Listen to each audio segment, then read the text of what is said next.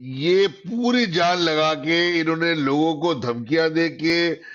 M Q M کے الطاف بھائی کے وفا پرست کارکنان مہاجر نوجوانوں کو ان کے گھروں سے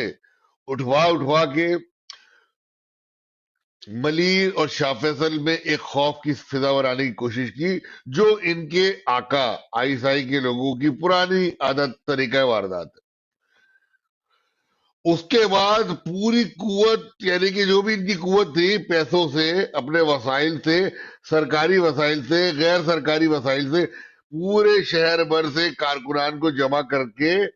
کوشش کی کہ ملیر میں ایک جلسی کر لیں۔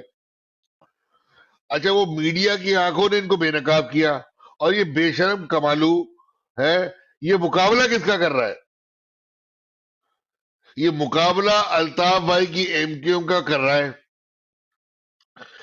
یہ اسی آر سی ڈی گراؤنڈ میں ملیر کے اندر یا شاہ فیصل میں یا اور سعود آباد کے علاقوں میں ایم کیو ایم کے جلسے یا کارنر میٹنگ دیکھ لیتا۔ اور جو دیکھا تو ہے اس بے شرم نے، لیکن مانے گا کیسے؟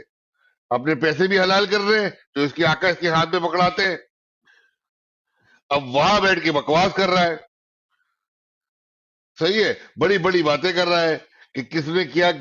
ہم نے اس کو قتل نہیں کرایا، ہم نے اس کو قتل نہیں کرایا۔ اب تجھ پہ تو الزام، بڑی بڑے میڈیا پہ، چینل پہ تجھ پہ الزام لگائے لوگوں نے کہ کنڈی کس نے کھولی، تیرے اوپر پورے ٹرینڈ چلتے رہے،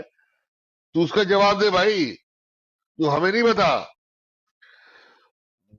2 ملین کی آبادی، دیکھیے، ملیر کی 20 لاکھ لوگوں کی آبادیوں میں سے 2000 لوگ بھی جمع نہ کر پائے، اور وہ بھی مقامی نہیں، وہ بھی اپنے جو دیگر شعبوں میں سرکاری کے ایم سی، واٹر بورڈ، آگے پیچھے پیدا گیری کے چکر میں جو لوگ کام کرتے ہیں ان کو لا کے جمع کر لیا،